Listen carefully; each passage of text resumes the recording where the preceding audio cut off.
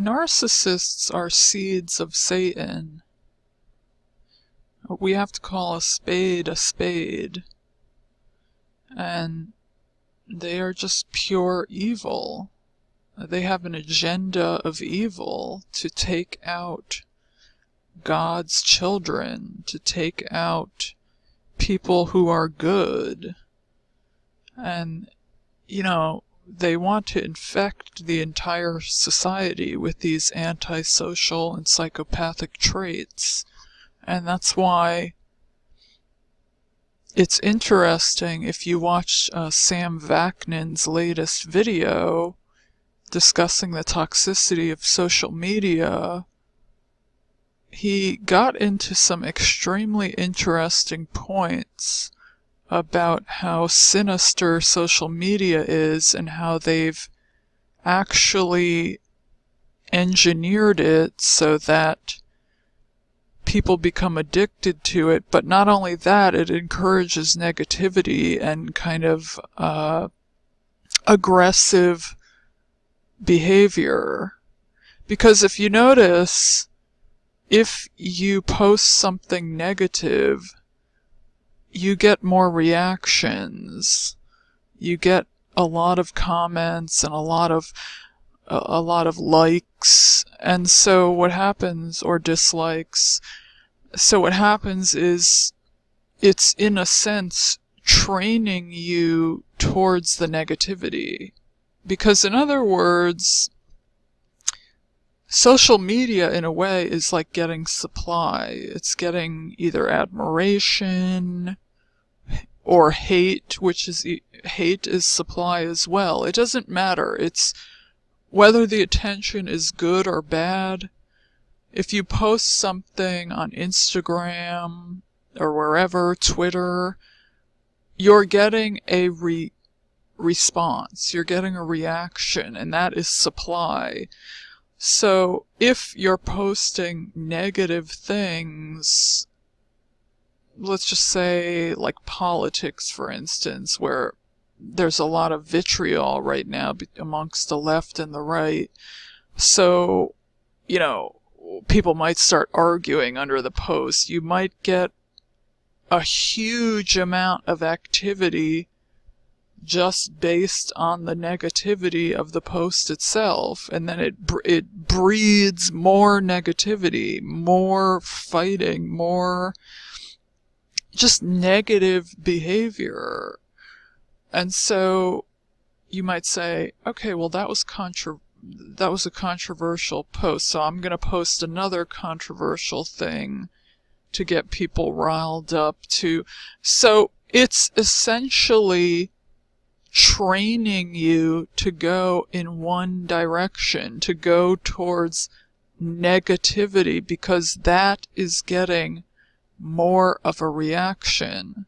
So my point of saying this is that they're actually, in a way, training us to have psychopathic traits. And I believe that's what the elites want. They want us all to be psychopaths. They want us all to have these antisocial traits. And frankly, the internet, if you're not a social person, if you have a kind of anxieties of, let's say, being around people or in person, you can go on the internet and you don't have to worry about that for the time being. Of course, it does generate social anxiety because every time you make a post, someone can go off on you, someone can criticize you, but in a way, it's a hotbed for antisocial personality disordered people. And that's why they love it. And for the rest of us who may not have been antisocial, it will turn us antisocial because, with the advent of these smartphones, you can see there's less and less people actually interacting amongst one another. They do not know how to have a conversation, but they can have the conversation through the phone. So it's just creating just complete antisocial. It's facilitating and actually encouraging these antisocial psychopathic traits. And so even if you were not antisocial or psychopathic, it pushes you in a way. It pushes you in that direction. So these are very, very scary and dark times we're living in. If you notice, the narcissist wants to control you, wants to have power over you. Well, the internet is complete mind control as well. The internet picks up on certain algorithms, on things you click on things you're shopping for, on things the internet knows everything about you because you are inputting data into the system, and it's picking up on that, the patterns that you have, and it's feeding you back in the form of advertisements, more negative information, more stuff that can kind of facilitate animosity, facilitate hatred, facilitate envy. It's a hotbed for pathological envy because you're constantly bombarded with images of this person's on this vacation here, this person just got a $2,000 bonus, this person got that, and you're being kind of pushed towards being envious, even if you never were envious before. So it's a hotbed for all of the traits of psychopaths: envy, jealousy, aggression. It facilitates aggression amongst people. And so it's, in a way, creating a bunch of psychopaths. It's even if you were not psychopathic. So these are very, very dark and frightening and scary times we're living in, and everyone is kind of addicted to social media, to the point of it's probably too late to even if you want to reduce your amount of time that you're using it or whatever, you're somehow addicted because you see these likes.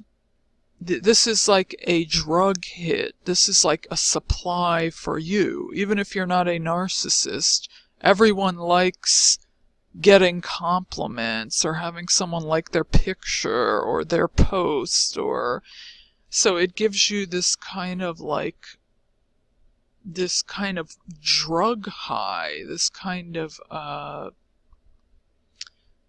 sense of accomplishment, this sense of, well, I want to get more attention. It becomes like a drug. Like I want to get more comments. I want to get more accolades. You know what I mean? So it becomes addictive, and you don't even know it. You're just thinking you're going on there doing these innocent things, not being kind of in the midst of some weird psychological pseudoscience experiment. You know what I mean? Like, you're thinking you're just posting some random thing about your day. You don't know you're being psychologically conditioned to become a psychopath, essentially.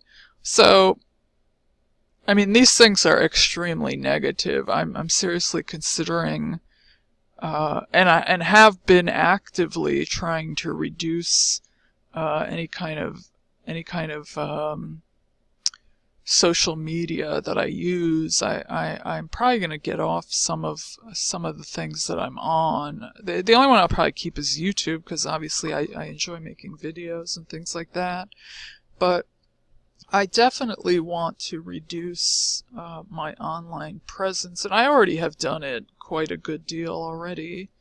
But I would just be mindful of what's going on. You really have to be astute and perceptive to what is going on in society. It's very negative right now, very, very negative. So you might want to take the proper precautions. I would suggest reducing your social media presence, because not only is it a hotbed for predators, it actually encourages and is actively creating more psychopaths.